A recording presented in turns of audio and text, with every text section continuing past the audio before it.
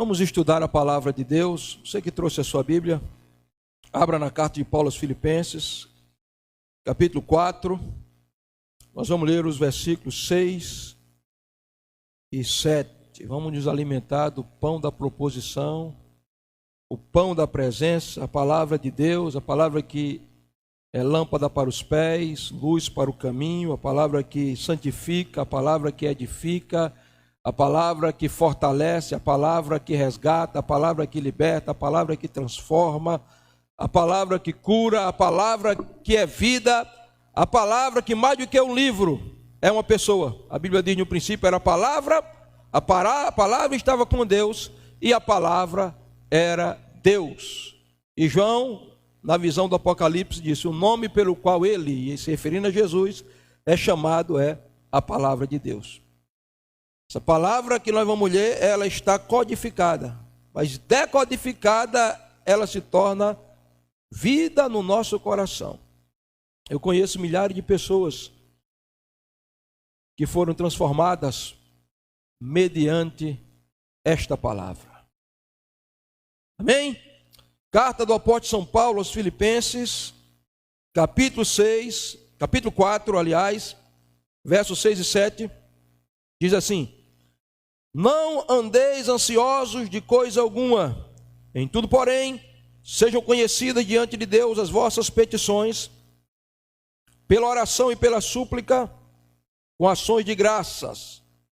E a paz de Deus, que excede todo entendimento, guardará o vosso coração e a vossa mente em Cristo Jesus. Nesta noite eu quero estudar com vocês sobre o tema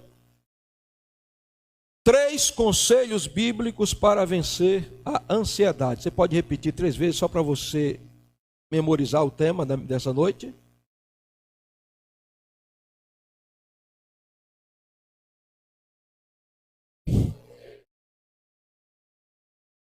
Agora faça de conta que você não está em jejum, que já jantou, e fale bem forte essa última vez.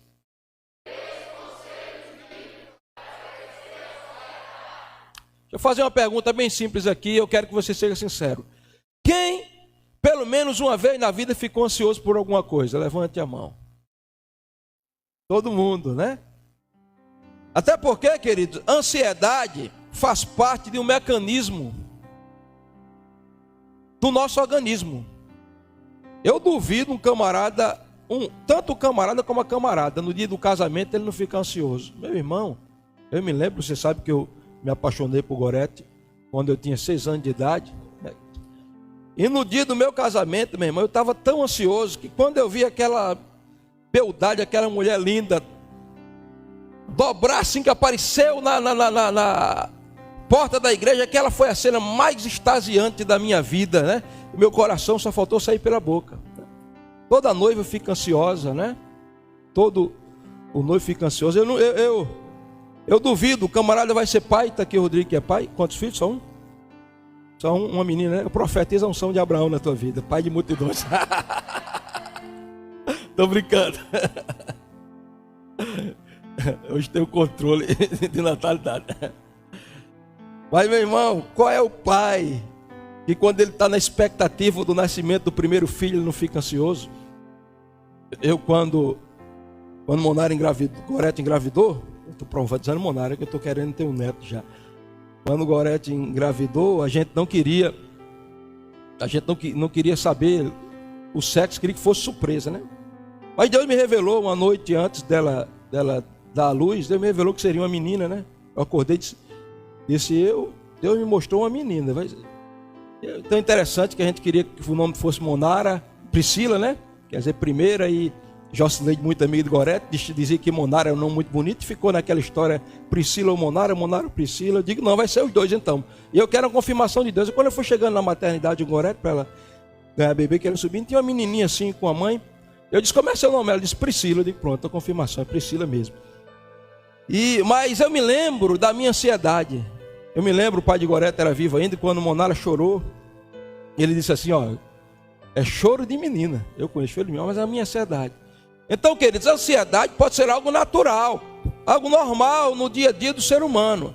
Agora, quando ela excede o limite e ela extrapola, ela chega a ser patológica, ela se torna uma patologia. E nós estamos vivendo em um século, por causa do ritmo frenético em que as pessoas vivem, porque as pessoas vivem num ciclo vicioso, trabalha como, não tem tempo para nada. As pessoas estão desenvolvendo um nível de ansiedade que elas estão precisando ir para os ansiolíticos, os medicamentos controlados contra a ansiedade. E aí vem a depressão e tudo mais. Eu não vou falar tecnicamente, que eu não sou psicólogo. Eu quero dar algumas pinceladas aqui sobre a questão da ansiedade, porque o meu teor nessa noite será teológico. Eu quero mostrar a você, pela Bíblia, 3 conselhos bíblicos para você vencer qualquer nível de ansiedade na sua vida. Mas quando a gente vai para a raiz da palavra, a etimologia da palavra ansiedade, ela vem do grego ansian, que quer dizer estrangular, sufocar, oprimir. No latim, ansietas, quer dizer angústia, apertar e ter a mente dividida. Então veja, tudo isso significa ansiedade. O indivíduo dominado pela ansiedade, ele sente angústia, ele se sente apertado, ele se sente oprimido, e o pior de todos, a mente dividida. O indivíduo controlado pela ansiedade, a mente dele fica dividida entre a insensatez e a sensatez, entre o equilíbrio e o desequilíbrio, entre o se precipitar ou ponderar com a sua decisão. Por isso, nunca tome uma decisão quando você estiver nervoso, ansioso, porque certamente você vai tomar uma decisão precipitada. Alguns sintomas da ansiedade, alguns tipos de sintomas de ansiedade, que a ciência fala, que a ansiedade é um transtorno. Então, transtorno do pânico, fobia específica ou fobia social, transtorno de estresse pós-traumático, transtorno obsessivo compulsivo, transtorno de ansiedade generalizada. Sintomas de ansiedade: respiração ofegante, falta de ar, palpitação e dor no peito, fala acelerada, tensão muscular, sensação de tremor. Tudo isso é ansiedade e muito mais. Eu estou citando só alguns. A ansiedade pode provocar. Eu me lembro que eu cuidei de uma pessoa com uma crise de ansiedade tão grande. Agora você lembra que ela sentada no sofá da minha casa, ela pegava no pescoço assim, dizia: eu estava me sufocando aqui, pastor, me ajuda, eu vou morrer agora. E aí eu tive que... O Joab já está rindo ali. Aí eu tive que usar, eu sem saber usei a psicologia. E se eu vou morrer, eu disse: vai morrer? Então pronto, vou esperar você morrer. Morra aí agora, quero ver você morrer. Aí, incrivelmente, ela se acalmou. Quando ela foi psicóloga, a psicóloga disse: ele usou a técnica, tal.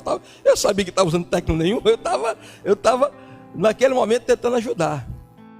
Mas a ansiedade, como eu falei aqui, um dos sintomas de ansiedade também é a fobia, tanto particular como social. Eu estava pregando hoje em Parnamirim, preguei hoje de manhã 1 hora, vou pregar aqui, né? Estava conversando com o menino, que eu estava vendo uma pesquisa, que 1 hora de pregação, de discurso, equivale a um dia de trabalho. Aí o João até disse: isso é exagero, rapaz. Eu digo: não sei, foi aqui desse.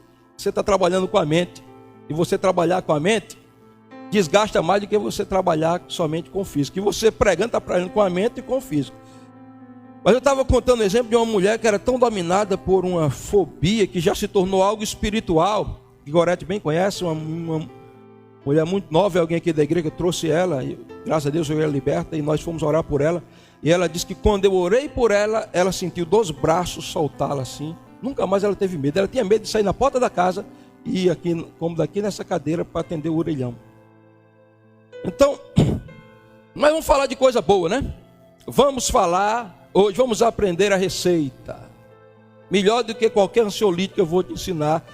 3 segredos bíblicos para você vencer a ansiedade. Note a exortação do apóstolo: não andeis ansiosos de coisa alguma. Veja que ele está dizendo: não andeis ansiosos. Porque o indivíduo ansioso, ele não fica parado.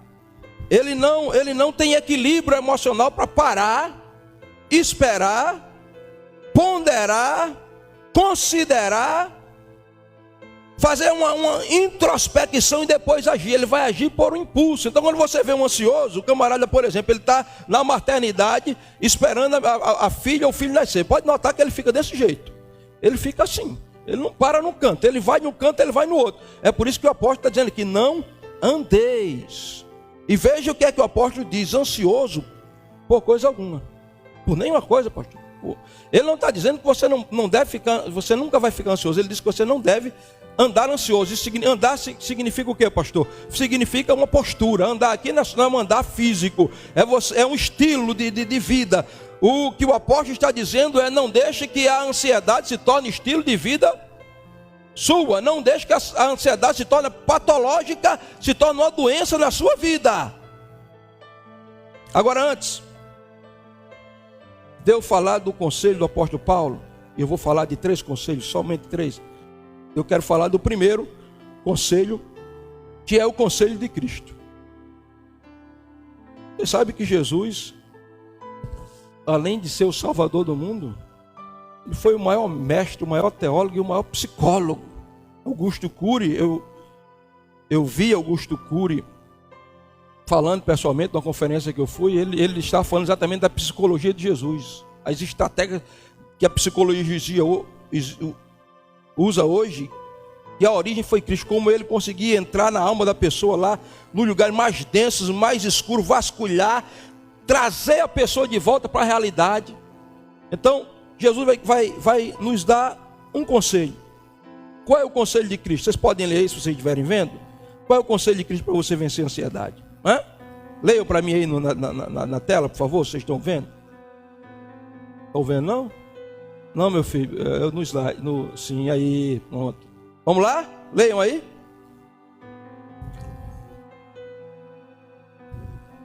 Vamos lá, eu quero ouvir todo mundo olhando para a tela. Qual é o conselho de Cristo? Bem alto.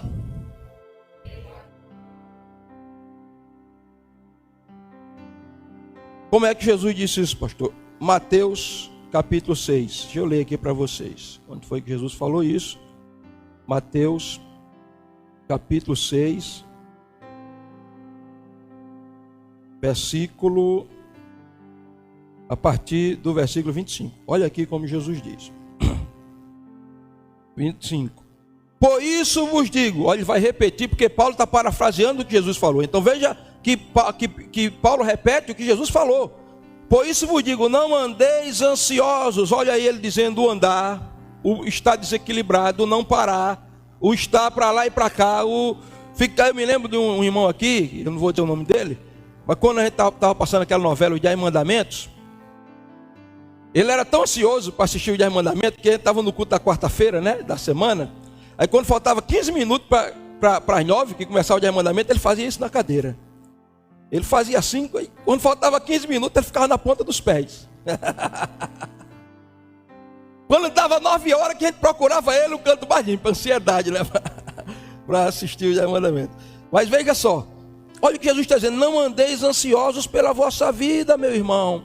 E aí ele vai falar das necessidades básicas do ser humano, quanto ao que haver de comer, ou beber, ou de vestir.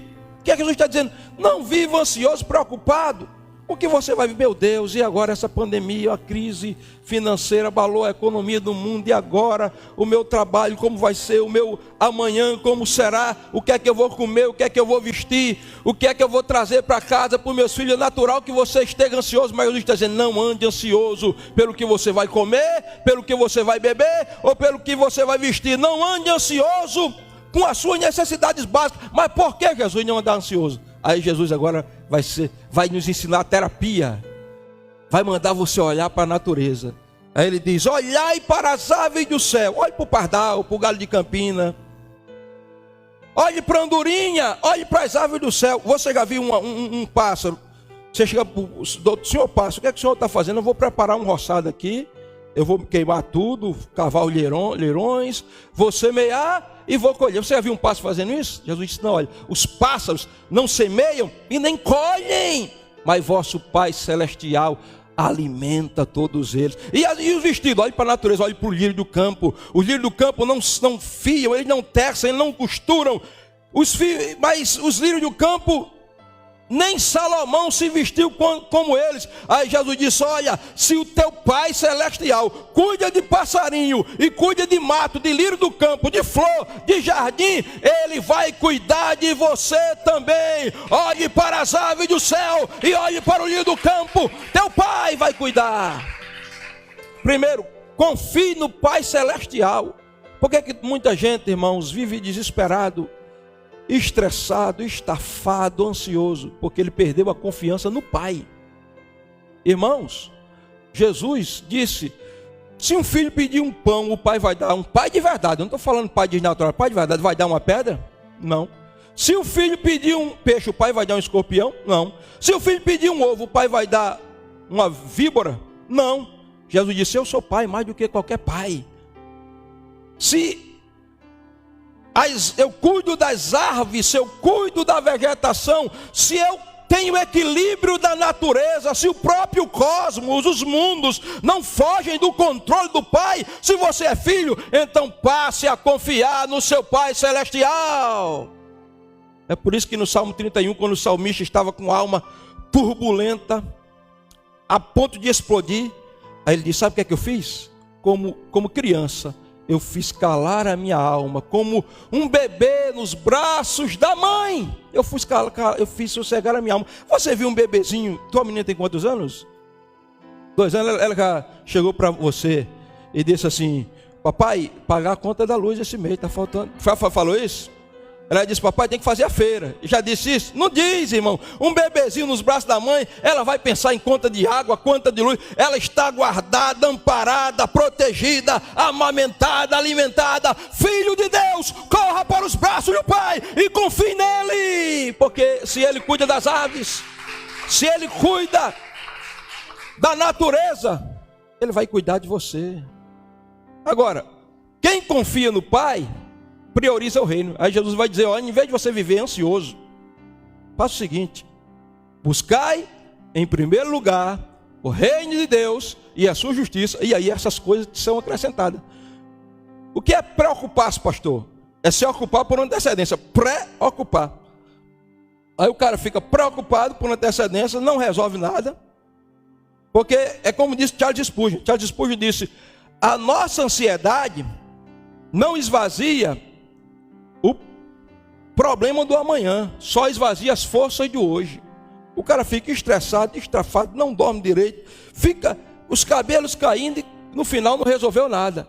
Mas faça o seguinte: não se preocupe com você, se preocupe com o reino. Coloque o reino em primeiro lugar. Acordei em primeiro lugar o reino, para os pés de Jesus em oração. Vou caminhar em primeiro lugar o reino. Estou na empresa, mas eu sou súdito do reino, eu sou embaixador do reino, eu sou extensão do reino. Eu estou aqui para implantar o governo, o reino. Quando você prioriza o reino, aí o que é que acontece? Aí essas coisas são acrescentadas. Então não ande preocupado. Jesus está dizendo: quer vencer a ansiedade? Confie no Pai Celestial em primeiro lugar, e em segundo, prioriza o reino. O grande problema dos cristãos é que nós deixamos o reino em último lugar e deixamos nosso próprio reino. Não é o reino dele. A gente mudou a oração do Pai Nosso. Não é: venha a nós o teu reino. É: venha a mim o reino meu. Vá a ti o reino meu. Faça-se a minha vontade. O grande problema é esse. Faça o seguinte: priorize o reino, irmãos. Eu já disse aqui, dia de domingo, não faça aniversário não. Por quê, pastor? Porque você vai me convidar, eu não vou. Eu tenho 2 compromissos aqui, hoje agora 2 compromissos, né? Um de manhã e um à tarde. Faça aniversário no sábado. Mas por quê, pastor? Porque domingo é o dia das primícias, da adoração, da igreja reunida. Então priorize esse dia para Deus. Coloque o reino em primeiro lugar. Quando você, é porque é o seguinte, a questão é a seguinte: quando você não trabalha no reino, a sua tendência é começar a dar trabalho. E quando você dá trabalho, você se torna trabalhoso. E quando você se torna trabalhoso, você dá trabalho para si próprio. Mas que quando você prioriza o reino, confia no reino, quando você trabalha para o reino, o próprio Deus vai se responsabilizar de cuidar de você. Não estou dizendo que você não vai ser negligente agora, vai abandonar a família, abandonar o trabalho. Não é isso. O que eu estou dizendo é que a tua prioridade tem que ser o reino de Deus. Os nossos sacrifícios revelam as nossas prioridades. Então Jesus disse, quer vencer a ansiedade? Em primeiro lugar, confie no Pai. Confiar. Palavra hebraica emunar. Uma confiança que não depende da racionalidade ou da razão. Confiar, da origem à fé, palavra grega pistis. Confirmar o que está escrito. Nisso eu me agarro, nisso eu me apego. Isso é fé. Irmãos, nessa pandemia, quantos milagres eu vi? Está aqui Raquel, seu João Moisés, né? João Moisés, 90 anos, né? 90, quantos anos? 75 anos, diabético, hipertenso, no oxigênio, sem se mover, confiamos no Pai. Oramos por ele. O que aconteceu? Começou a mexer os braços, mexer a mão, abriu os olhos, falou de alta, porque Deus continua sendo Deus. É lógico, nós vamos tomar as nossas precauções, não vamos tentar Deus não, porque agora eu sou cristão, sou blindado pelo sangue de Deus. Vem coronavírus, isso é absurdo, isso é burrice, não faça isso. Jesus, quando foi perseguido por Herodes, e o anjo apareceu a José e Maria, disse que levassem ele para o Egito, o próprio Jesus, né? Mas uma coisa é você ser precavido, outra coisa é você ficar, meu Deus, será que eu vou morrer de coronavírus? Será que o coronavírus, né? Como aquela, pessoa brasileira é incrível, ele faz piada com tudo, né? Aí tem aquela menina, aquela mulher que fazia piada que dizia, meu Deus, eu vou para a cozinha, o coronavírus está lá, vou no banheiro, ele está lá. Olha, no começo da pandemia eu recebi uma pessoa na minha casa, agora tu sabe, já vinha do posto, vomitando, toda entrevada, uma crise nervosa, porque ela colocou na cabeça que ia morrer de coronavírus e só tudo que ouvia era coronavírus. Ficou com obsessão. Eu conversando com o Rodrigo no dia lá, ele estava dizendo que muita gente ficou doente da cabeça. Tem gente que não contraiu coronavírus e ficou doente da cabeça. Então, para uma pessoa que não conhece a palavra, não tem profundidade com Deus, isso é normal. Uma pessoa que confia em Deus, tome as suas devidas precauções, mas confie nele, porque nada foge do controle dele. Pastor, o que é que eu faço para não andar ansioso, para vencer a ansiedade? Faça como Jesus lhe mandou. Confie no Pai Celestial e priorize o reino de Deus e você viverá os milagres de Deus na sua vida. Tem alguém entendendo aí? Pode aplaudir, glorificar e exaltar o nome de Jesus. Primeiro conselho é o de Paulo. E o segundo, pastor? De Jesus. E o segundo, pastor, é o conselho de Paulo. Está aqui, estou aberto aqui. Ó. Como é que Paulo diz? Não andeis ansiosos por coisa alguma. Agora, Paulo vai, no contexto, antes de falar disso, Paulo vai dar algumas diretrizes, algumas normativas que são imperativas. E ele vai dizer, no versículo 4, antes de ele falar, no versículo 6, no versículo 4, ele diz assim, alegrai-vos sempre no Senhor, outra vos digo, alegrai-vos. Então jogar o segundo ponto lá não precisa colocar os textos não, Fábio, para o pessoal comparar na Bíblia, você coloca só o slide mesmo, por favor. Ponto 2, não, ponto 2, do slide lá, da projeção. Segundo conselho, é o segundo conselho. Tá aí não? Saiu? Pronto, aí, joga aí, muito bem, você é uma bênção, sem você não sei o que seria de mim, viu, Fábio? Conselho de Paulo, vença a ansiedade pela alegria. Olha aqui, o que Paulo está dizendo, alegrai-vos sempre no Senhor, outra vez vos digo, alegrai-vos. Vença a ansiedade pela alegria, irmão, não existe terapia melhor do que sorrir. Um dia, minha sogra chegou meio deprimida lá em casa, triste, cabisbaixo, chorando, e eu estava conversando com o Joab lá, contando algumas lorotas, e ele contando também, e vocês sabem, Joab, como é comedido, né, nas risadas dele, você já conhece o temperamento dele. Joab explodiu lá, e eu caí rindo lá, daqui a pouco, sabe o que aconteceu com minha sogra? Minha sogra caiu na gargalhada, começou a rir, foi embora a depressão, saiu lá de casa morrendo de rir, entrou no carro, e saiu, foi para casa morrendo de rir. Porque não existe terapia melhor do que alegria. Agora, olha o que Paulo está dizendo: alegrai-vos sempre, em qualquer situação. Paulo, isso é irracional. Mas veja o que ele diz: alegrai-vos sempre na circunstância, na dificuldade não. Olha o versículo: alegrai-vos sempre no Senhor, meu irmão. O segredo da alegria é se alegrar no Senhor. Por quê? Porque a alegria, ele não está falando de uma alegria natural, ele está falando de uma alegria sobrenatural. E a alegria sobrenatural, ela não é externa, ela não depende do que você está vivendo no seu exterior, ela é interna, ela está na sua essência. Como é que eu vou me alegrar sempre no Senhor? Quando eu vivo sempre na presença dele. Salmo 16, o salmista disse: na tua presença há abundância de alegria, na tua mão direita delícias perpetuamente. Então você está triste, cabisbaixo, decepcionado, deprimido, faz o seguinte: vai para a presença de Deus, que quando você entrar na presença dele, olha, a Bíblia diz que Deus está lá no trono sorrindo direto. Salmo 2.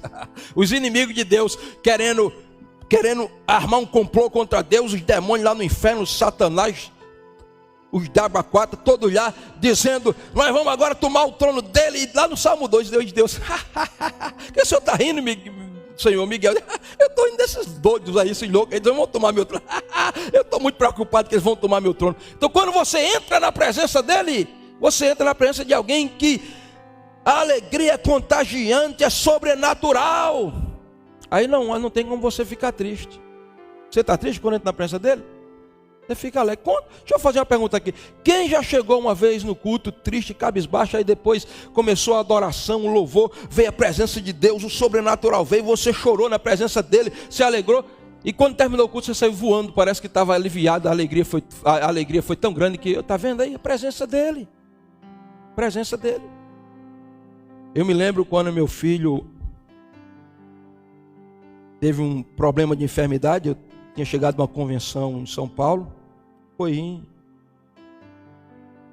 acho que foi 2000 e alguma coisa, não sei, 2001, não sei, eu não sei, faz tempo, ele era uma criança ainda. Eu estava deitado, cansado, acordei os gritos dentro de casa, eu acordei espantado. Daniel morava lá em casa, Gorete já tinha pegado, ele tinha tido uma convulsão, Gorete já tinha pegado ele nos braços, tinha corrido para o hospital. Tinha pegado, falou até com o vizinho, foi para o hospital. E imediatamente meu pai chegou lá no carro, fui para o hospital e levamos ele imediatamente para o Valfredo. Quando chegou lá, o médico não deu pouca importância, a enfermeira não queria dar a injeção, aplicar a medicação. Naturalmente ela é uma criança. Eu disse: Gorete, você fica aqui, eu vou procurar um hospital para a gente ir. Saí dentro da tal madrugada, encontramos um hospital.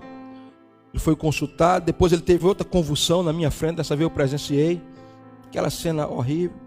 Foi diagnosticado de epilepsia.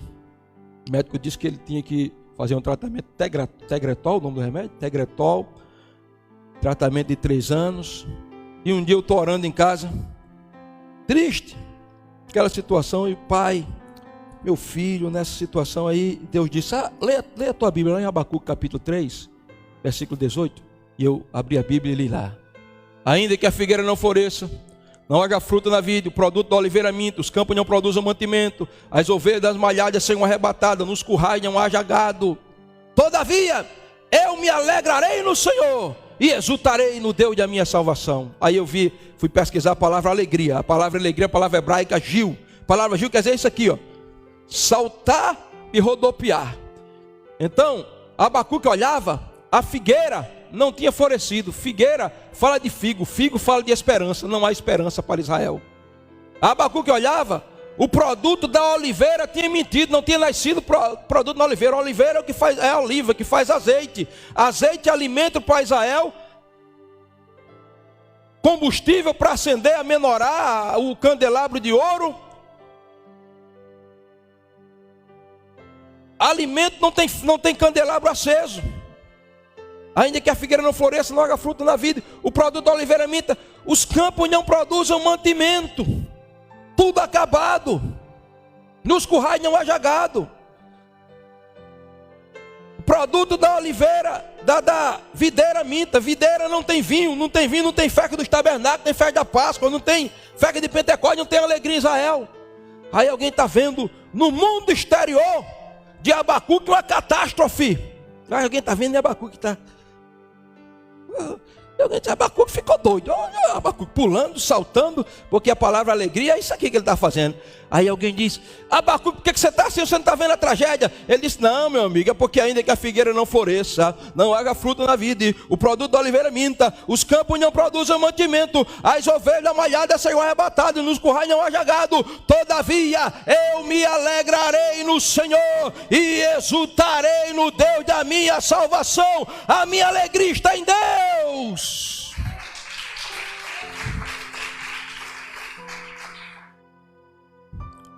Aí eu lendo o texto, aí eu disse, alegre. Eu digo, meu Senhor, como é que alguém pode se alegrar numa situação dessa? Meu filho nessa situação, ele teve três convulsões, só 3. Ele pode ter um ataque a qualquer momento. Como é que Abacuque se alegrava? Aí o Espírito Santo disse, leia o versículo 19, meu filho, você só leu o 18. Aí eu fui lá para o versículo 19. Aí no versículo 19, depois que Abacuque disse que está saltando de alegria diante de uma situação catastrófica como aquela que ele está vivendo, aí o versículo 19 dizia assim, o Senhor é a minha força e Ele me faz cavalgar nos lugares altos. Aí Deus disse, está vendo, meu filho? É porque a alegria dele era sobrenatural. A alegria dele é porque eu dava força para ele se alegrar em meio àquela situação catastrófica, e a minha força fazia com que ele subisse ao patamar do sobrenatural. Então quando você entra na presença dele, você é arrancado desse mundo de ilusão, de tristeza, de sofrimento, desse mundo físico, e você entra na dimensão da eternidade, e na dimensão da eternidade você recebe alegria, porque a alegria do Senhor é a nossa força.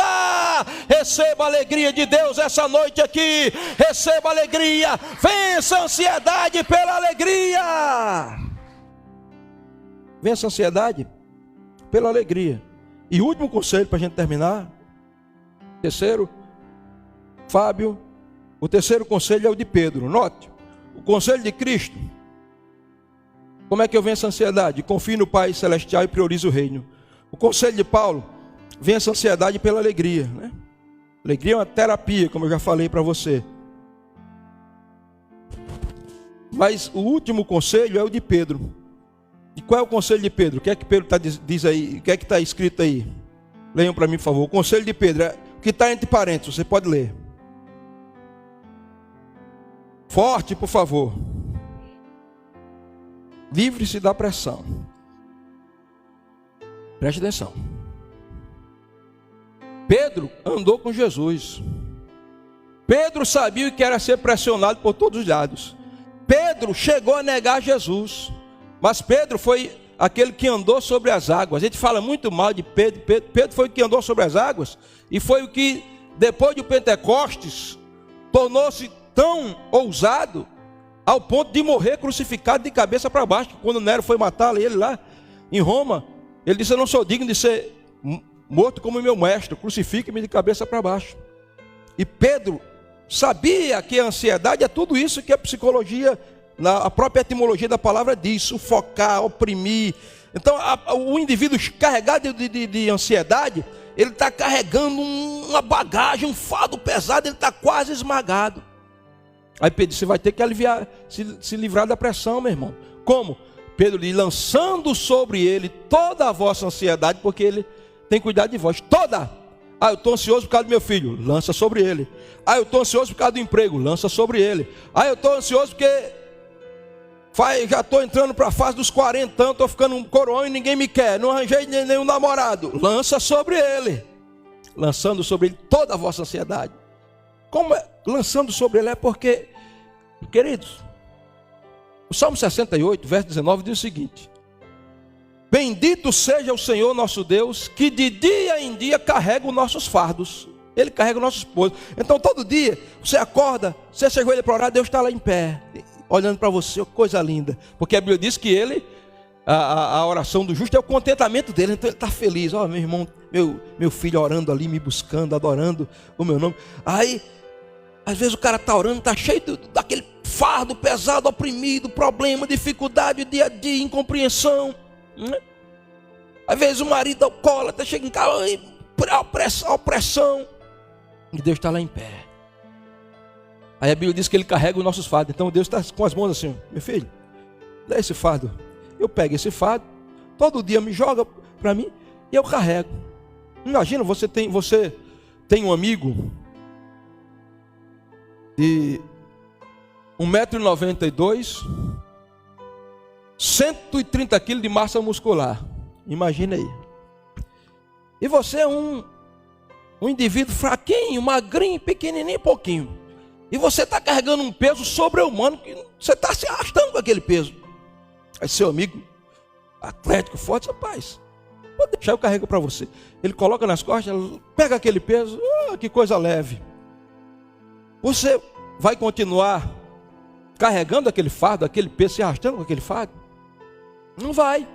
O problema é que Jesus é o nosso grande amigo. Deus é aquele forte que pode carregar os nossos pesos. O grande problema é que nós entendemos isso na teoria, mas na prática nós lemos aquele texto: entrega o teu caminho ao Senhor, confia nele, e tudo ele fala. A gente entrega, mas fica segurando. A gente entrega, mas devolve. É como alguém que chega: pastor, ora por mim que eu entreguei um problema nas mãos de Deus. Entregou? Então está entregue nas mãos dele. Se entregou, ele vai carregar o teu problema. Não, mas é o meu problema. Mas você não entregou? Entreguei, então não é mais seu, é dele. É por isso que alguém pergunta a mim: pastor, o senhor tem problema? Eu digo: não, o senhor é doido? Não, eu tenho juízo. E como é que o senhor não tem problema? Não, porque eu os entreguei todos ao Senhor. O problema é dele. Ele carrega os nossos fardos. Diz que um camarada estava sentado na beira da estrada, né? E vinha alguém numa caminhonete, e ele estava com um fardo grande assim do lado, um saco pesado. E o camarada parou, a caminhonete estava cheia no local da direção, e outra pessoa disse: só sobe aí, rapaz, pode ir que eu te dou uma carona. E ele subiu lá, né? Colocou o fardo lá e subiu na caminhonete. E daqui a pouco o cara olhou pelo retrovisor e viu uma presepada. Quando ele olhou para trás, o cara estava lá, sentado na caminhonete com o fardo na cabeça. Aí ele disse: esse cara é doido? Ele parou o carro e disse: meu amigo, pode colocar o fardo aí, você com o fardo na cabeça, a gente está de caminhonete. Ele disse: não, o senhor foi tão educado, tão bonzinho comigo, que me deu essa carona, que eu não queria incomodar com o fardo. Então tem muita gente que está nessa situação.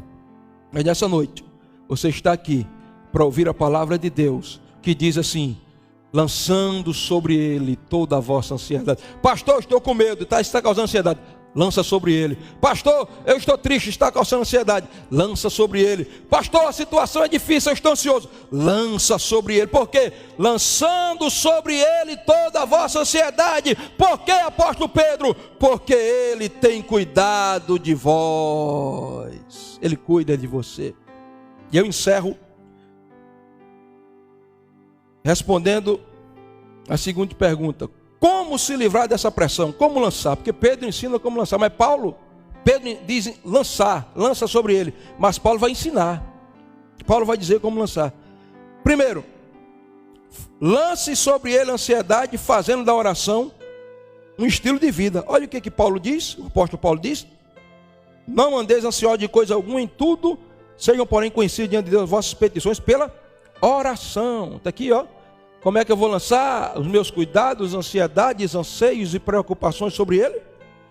Pela oração. Fazendo da oração um estilo de vida.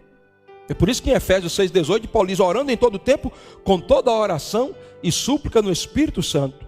Fazer da oração um estilo de vida porque a oração é como oxigênio, você tem que viver ela. Acordou? Abriu os olhos? Glória ao teu nome, Jesus. Toma um banho, escova o dente. Antes de trabalhar, 1 hora de joelhos, hora bendita, lendo a Bíblia, orando, devocional.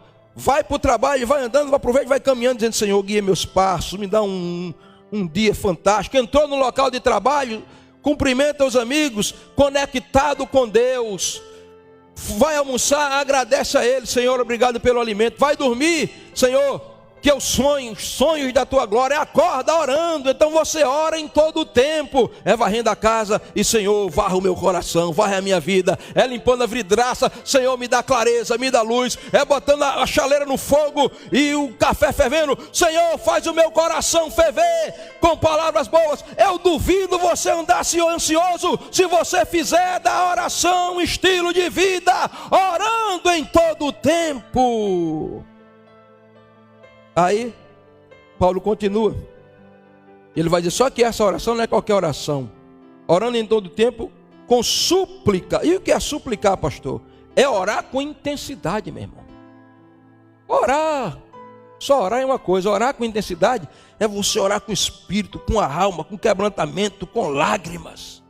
É você orar até o céu descer. É você orar até o fogo acender dentro de você. É fazer com paixão. Fazer com paixão. E aí, Paulo nos dá o último segredo para lançar a ansiedade sobre ele, que é a gratidão. Veja o que é que diz o versículo 6. Com toda oração e súplica pela ação de graça. Gratidão. Aprenda a ser grato a Deus. Você agradecer porque essa pandemia passou e você está vivo?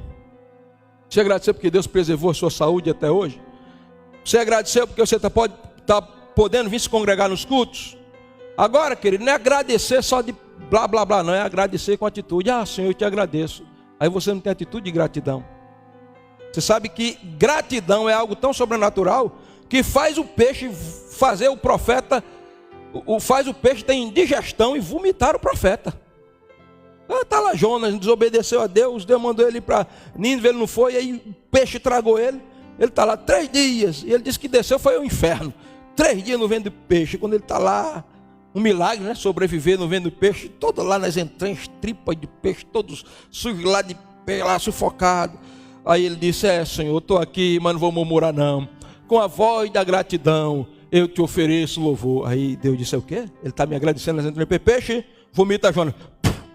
Eu quero dizer uma coisa, se você for um crente cheio de gratidão, com seu coração transbordando de gratidão, Deus vai fazer com que a crise vomite você. A crise vai abalar todo mundo, vai engolir todo mundo, mas não vai poder digerir você, porque a gratidão é algo que atrai a glória, o coração de Deus. E quando nós somos gratos, o sobrenatural acontece. Amém? Minha esposa tinha 10 anos de idade. O Espírito Santo disse a ela, pegue esse pacote de macarrão e vai deixar na casa do pastor, entregue à esposa do pastor. Ela ficou meio envergonhada, aí pegou o pacote de macarrão, saiu com o pacote de macarrão e disse, irmã Maria, eu vim deixar aqui na sua casa. E saiu envergonhada, minha esposa, né? Os tempos passaram, o pastor morreu, foi para a glória. A esposa do pastor velhinha, nós estávamos no aniversário, encontramos a esposa do pastor, muitos anos que não nos vimos. E ela disse, eu tenho uma história para contar a você, irmã Gorete. Você lembra naquele dia que você chegou com um pacote de macarrão lá em casa? Gorete disse, não lembro direito. Pois é, ela tinha 10 anos de idade. Naquele dia, eu tinha colocado a panela no fogo, a água estava fervendo, nós não tínhamos nada para comer. Mas eu estava agradecendo a Deus pelo almoço. Naquele dia, irmã Gorete, aquele pacote de macarrão foi o nosso almoço. Mas depois daquele dia, nunca mais faltou comida na minha casa. Agradeça a Deus porque você respira. Agradeça a Deus porque você está vivo. Agradeça a Deus porque você tem roupa para vestir. Agradeça a Deus porque você tem sapato para calçar. Agradeça a Deus porque você tem café da manhã, almoço e janta. Agradeça a Deus porque você tem saúde. Agradeça a Deus porque você foi salvo. Agradeça a Deus porque seu nome está escrito no livro da vida. Agradeça a Deus porque o sangue de Jesus te purificou. Seja grato. Gratidão. Vamos ficar de pé. Resultado de tudo isso, pastor. Resultado de tudo isso. Verso 7. E a paz de Deus, que excede todo entendimento, guardará o vosso coração e a vossa mente em Cristo Jesus. Olha, você confia no Pai Celestial? Você confia no Pai Celestial e prioriza o reino. Você vence a ansiedade pela alegria. Você lança a sua ansiedade sobre ele. Paulo disse, sabe o resultado? A paz de Deus, vai montar guarda no teu coração. Vai ser da seguinte forma: a paz de Deus vai ser como um soldado com a espada na mão. Aqui está a ansiedade, ó, querendo invadir o teu coração. Vou pegar, vou entrar. Mas aí, por causa disso aí, a paz de Deus está aqui. Aqui você não entra, não. Olha aqui, eu corto você, ansiedade. A paz de Deus vai guardar o teu coração. E essa paz não é uma paz humana, é a paz que excede todo entendimento, está além da bitola da nossa mente, da nossa racionalidade. É mais do que a paz que Ele dá. E a paz que Ele dá, Ele chega assim e diz: deixo-vos a paz, a minha paz vos dou. Aí Pedro recebe aquela paz, Tomé recebe aquela paz, daqui a pouco Pedro está negando, Tomé está duvidando, os discípulos estão fugindo. Mas depois ele não recebe somente a paz que Ele dá, ele recebe a paz que Ele tem, a paz que está entranhada nele. Que paz é essa? É aquela que quando houve aquela catástrofe, ele vai ter que reconstruir o mundo, lá em Gênesis 1, ele está tranquilo reconstruindo. O homem peca, você acha que Deus ficou, é que pode, Adão pecou, dizer que ele está tranquilo. A sociedade cresce, o mundo se corrompe, ele vai destruir o mundo. Meu Deus, só Noé ali, ele está tranquilo. Essa paz excede todo entendimento. Quando você segue os princípios, o que vai acontecer? A paz de Deus que excede todo entendimento, Paulo disse aqui, vai montar guarda no seu coração e na sua mente, espírito e alma, emocional e espiritual. A paz está ali, ó, com a espada. Aqui nesse território você não entra. Amém, queridos? Vamos adorar a Deus agora, louvar o nome dEle, amém? E assim nós estamos daqui a pouquinho encerrando o nosso culto.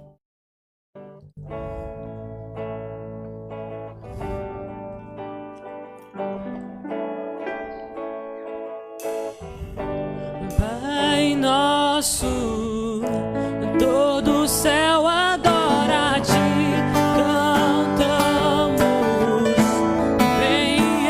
Este lugar posso ouvir. Feche os teus olhos, erga as suas mãos. Espírito vem. Comece a lançar sobre ele as suas ansiedades, perturbações, preocupações, medos, anseios, frustrações, traumas, lance sobre ele. Entre na presença dele. Na presença dele a fartura, a abundância, a alegria indescritível. Na presença dele a paz que ele tem, a paz dele excede todo entendimento.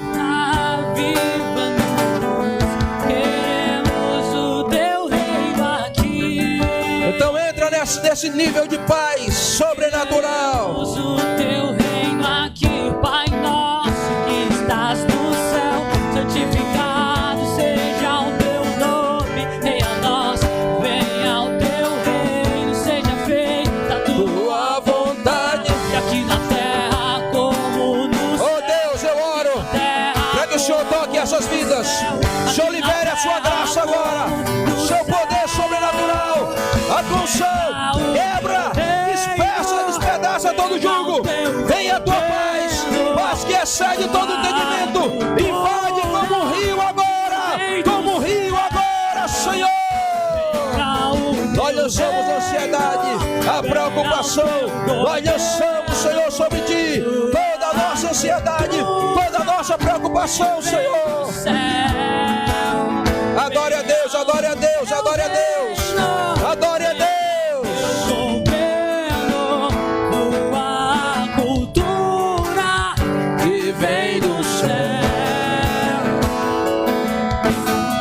Te convidamos, te desejamos, Rei da Glória, toma o teu lugar. Te convidamos, te desejamos, Rei. Levanta as mãos, querido, e adore. Oh Senhor, oh Deus, libera o teu mover, o teu poder, a tua unção, teu sobrenatural. Pai nosso que estás no céu, receba a paz de Deus que excede todo entendimento. Receba alívio da pressão. Receba a alegria do Senhor. Receba o toque do céu. Como no céu, aqui na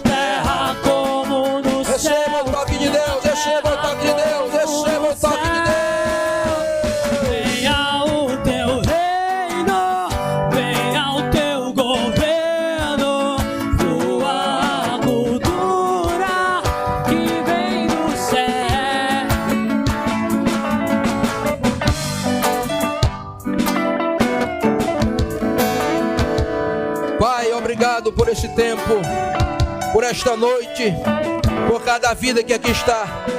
Eu oro nesse momento declarando que nós estamos lançando sobre Ti nossos medos, anseios, ansiedades, neuras, traumas, meu Deus, conflitos existenciais, lançamos sobre Ti, sabendo que Tu tens cuidado de nós.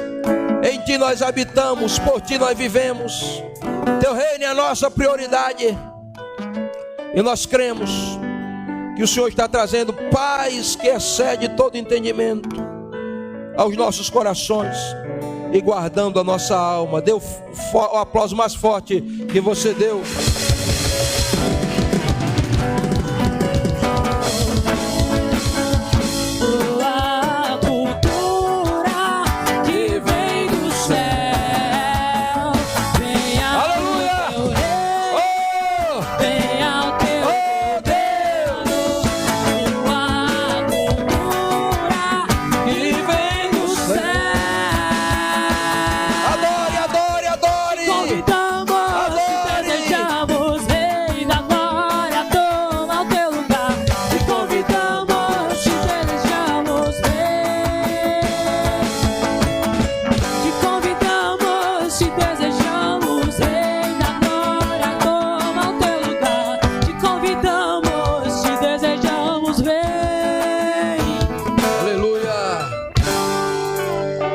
Amém, nós estamos terminando o culto. Eu vou liberar a bênção sobre vocês, a bênção apostólica.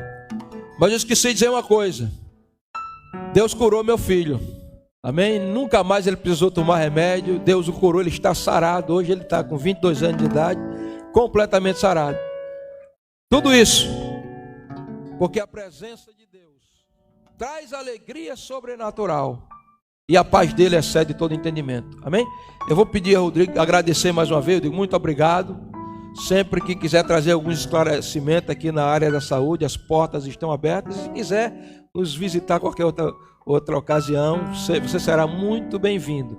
Eu vou pedir ele para sair, porque ele vai sair daqui para a Assembleia de Deus agora, né? Hoje ele vai... Se tivesse missa, era 3 celebrações hoje, né? Muito obrigado, pode ir à vontade. O amor de Deus, nosso Pai, a graça de nosso Senhor Jesus Cristo e a comunhão do Espírito Santo seja sobre a tua vida, agora e para todo sempre.